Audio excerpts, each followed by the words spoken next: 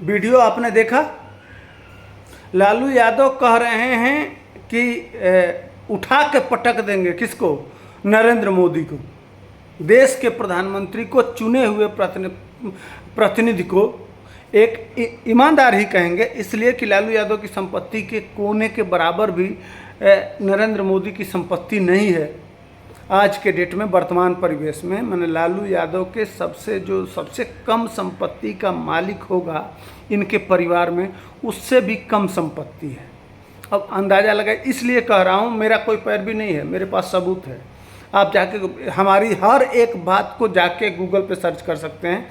एक तरफ यह महाशय हैं जो चारा घोटाले, अलकतरा घोटाले और लैंड फॉर जॉब घोटाले, इन सब मामलों में वांछित हैं ये लोग। इनके ऊपर किसी में सज़ा हो गई है, किसी में मुकदमा चल रहा है, किसी में इन लोगों की गिरफ्तारी की तलवार लटक रही है। एक तरफ भारत के उस प्रधानमंत्री को उठा के पटक देने की बात कर रहे हैं। क्यों कह रहे हैं? इसलिए कि वह आज तक 2 करोड़ की संपत्ति नहीं जमा कर पाए हैं। या गूगल सर्च कर लीजिए, मात्र 2 करोड़ टोटल संपत्ति नहीं है। इवन वह जब मुख्यमंत्री थे तो लालू यादव भी मुख्यमंत्री थे, लगभग थोड़ा सा अंतर था 4-5 साल का। तो जब नरेंद्र मोदी आने लगे तो अपनी जो सैलरी बची थी वो सैलरियाँ उठा के अपने विभाग में जो गरीब कर्मचारी थे उनके बेटियों की शिक्षा के लिए दान दे दिए, 45 लाख रुपया। अब अंदाज़ा लगाइए कि अब उस प्रधानमंत्री को पटक देंगे, ये कह रहे हैं जो सजा याफ्ता मुजरिम है। अब अंदाज़ा लगाइए कि इनको जमानत मिलनी चाहिए कि नहीं मिलनी चाहिए। आपने देखा होगा पटना में जब पहली बैठक हुई थी राहुल गांधी के साथ, तो प्रेस कॉन्फ्रेंस में लालू यादव भी बैठे हुए थे, जिसमें गठबंधन की पहली बैठक में उन्होंने कहा कि अब स्वयं स्वीकार किया, ये मैं नहीं कह रहा हूँ, उन्होंने खुद स्वीकार किया कि अब मैं फिट हूँ, अब मैं मोदी को फिट कर दूंगा। तो भैया देश के प्रधानमंत्री को, जो वर्तमान में प्रधानमंत्री हैं, उनको कहाँ फिट करेंगे? आपका कुछ बिगाड़ा तो है नहीं। ऐसा नहीं है कि उन्होंने मुकदमा लिखवा दिया आपके ऊपर, मुकदमा भी लिखवाया गया था आपका जो जब आपके चारा घोटाले का मामला आया था उस समय न नरेंद्र मोदी प्रधानमंत्री थे और न किसी संवैधानिक पद पे थे, न उन्होंने वो मुकदमा के पैरवी किया था। मुकदमा लिखवाया था आपके ये नीतीश कुमार और आपके साथ जो गठबंधन में है, यही लोग मुकदमा लिखवाए थे। उन्हीं के साथ आज आप INDIA बना के बैठे हुए हैं। तो पटकना तो अब जो मुकदमा लिखवाया है, असली जो दुश्मन है आपका, उसके साथ आपको पटकना और पटका पटकी करना चाहिए कि भैया अगर फर्जी मामला है, जगह जगह का जाके कह भी रहे हैं, तेजस्वी यादव कह रहे हैं कि फर्जी मुकदमा है। तो भैया फर्जी मुकदमा है तो ये जाके कोर्ट में साबित करना पड़ेगा। परेशान किया जा रहा है या आपको कुछ भी किया जा रहा है, तो कोई नरेंद्र मोदी तो सज़ा दिए नहीं है, ना ही भारतीय जनता पार्टी ने सज़ा दे दिया है। तो सज़ा देने का काम कोर्ट का है, कानून के हिसाब से कानून अपना काम करती है। भैया मुकदमा लिखाया गया होगा, मुकदमा जो भी जो सरकार की संस्थाएं हैं, कोई पार्टी मुकदमा नहीं लिखती है, न पार्टी जांच करती है, न पार्टी को अधिकार है कि वो जेल में भेज सकती है। कोई नेता भी ऐसा नहीं कर सकता है। वो संस्थाएं बनी हुई है, मान लीजिए कि CBI बनी हुई है, ED बनी हुई है, करप्शन के लिए स्टेट में आप विजिलेंस बना के रखे हैं। उसके बाद से और मामला हो, मान लो 420 वगैरह का मामला हो तो पुलिस बनी हुई है।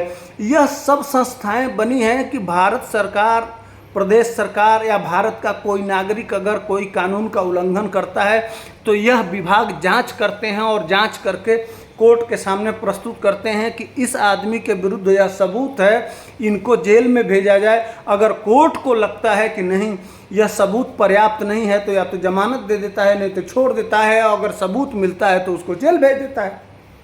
इतना भी बात नहीं समझ में आता है क्या लालू परिवार को? इसके लिए भी आप लोगों को ट्यूशन पढ़ाना पड़ेगा, इतना भी बताना पड़ेगा कि किसी भी पार्टी को, किसी भी दल को, किसी भी व्यक्ति को, प्रधानमंत्री को कह दीजिए, फिर से JP नड्डा को कह दीजिए, भारतीय जनता पार्टी को कह दीजिए। क्यों कहना यार? आप अपने गिरेबान में झांक के देखिए कि कोर्ट में सबूत पेश हुआ, पेश के आधार, उस आधार पर आपके पिताजी को सजा हुआ।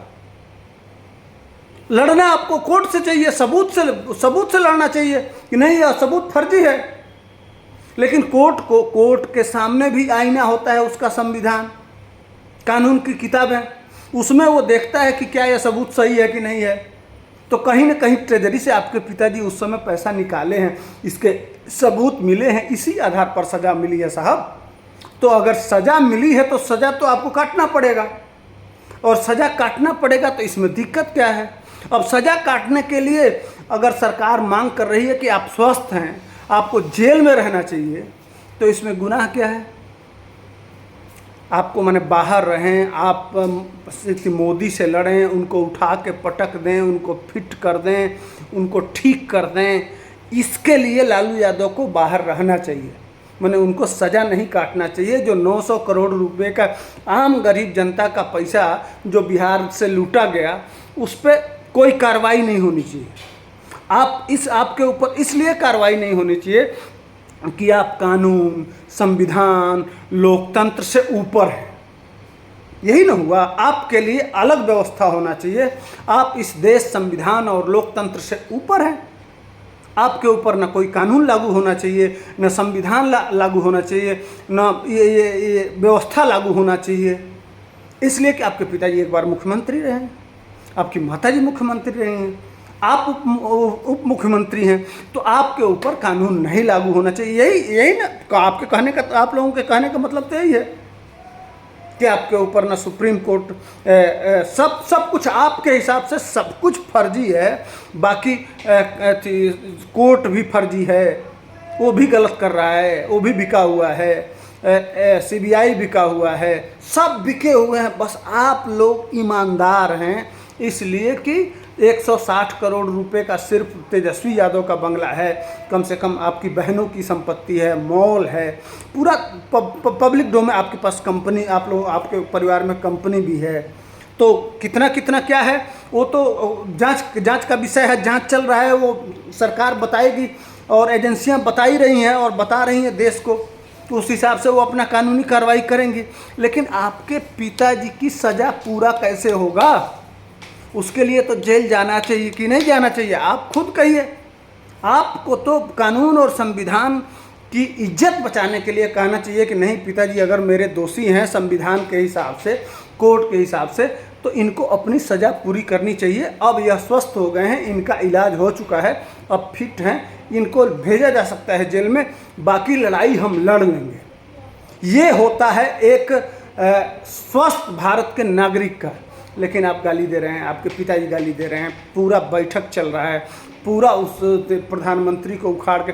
ठीक है, लोकतंत्र में आपको अधिकार है, विपक्ष का अधिकार है कि वह सरकार पे सवाल उठाए, सरकार से लड़े, आपको राजनीतिक हक मिलता है, आप चुनाव लड़िए, आइए जनता के बीच में, बिल्कुल आप हटा दीजिए, कोई दिक्कत नहीं है। लेकिन वो जनता तय करेगी, असली मालिक तो जनता है, जनता को तय करने दीजिए कि कौन हटेगा और कौन आएगा जाएगा। लेकिन जो कानून और संविधान है उसका पालना तो होते रहना चाहिए, या उस पर विश्वास नहीं है, इतना तो मानना पड़ेगा साहब ना। इसलिए हम कह रहे हैं कि अगर कानून संविधान से ऊपर अपने आप को समझते हों, राजा समझते हों, तो बात अलग है। नहीं तो लालू यादव की आज सज़ा पूरी होने जा रही है और आज आप उनको जेल जाना चाहिए। मेरे हिसाब से सुप्रीम कोर्ट को भी अगर एक अपराधी हम कहेंगे, इसलिए कि सज़ा याफ्ता है तो अपराधी कह सकते हैं, इसमें कोई दिक्कत तो है नहीं, कहेंगे ना तेजस्वी बाबू, या नहीं कह सकते? NSA वगैरह मत लगवाइएगा, मुकदमा मत लगवाइएगा। खैर मुकदमा लगवा भी देंगे तो हम डरने वाले नहीं हैं, इसलिए कि हम कानून में विश्वास करते हैं, संविधान में विश्वास करते हैं, लोकतंत्र में विश्वास करते हैं।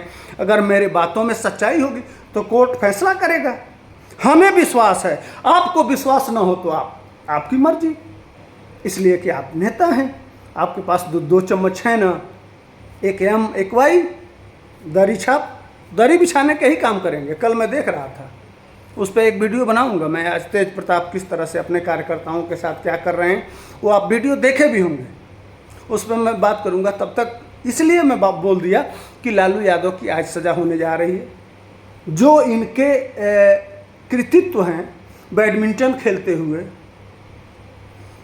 मछली भात मीट भात खाते हुए, भुट्टा खाते हुए, पार्कों पे टहलते हुए, जो अब तक ससुराल घूमते हुए, क्या क्या मैंने सब कुछ देखा जा रहा है। तो यह जो इनके वो हैं, वह उनके लिए जेल उपयुक्त जगह है, सज़ा काटना चाहिए। सज़ा काटने से होता क्या है कि समाज में एक डर होता है कि एक बहुत बड़ा व्यक्ति भी अगर कानून में फंसेगा तो उसको जेल जाना पड़ेगा, उसको सज़ा काटना पड़ेगा। इससे समाज में भय व्याप्त होता है। नहीं तो समाज में एक मैसेज जाता है कि कानून कुछ नहीं होता है, अगर हम मजबूत हैं, ताकतवर हैं तो हमारा कुछ नहीं बिगड़ेगा। इसलिए मैं सुप्रीम कोर्ट से भी निवेदन करूंगा इस वीडियो के माध्यम से, सुप्रीम कोर्ट न्याय करे और लालू यादव अगर सजा याफ्ता हैं तो उनकी जगह राजनीति में नहीं बल्कि जेल में होना चाहिए। इसी के साथ वीडियो को लाइक शेयर सब्सक्राइब करिए। तब तक ले दीजिए इजाज़त, फिर मिलते हैं एक नए वीडियो के साथ। जय हिंद।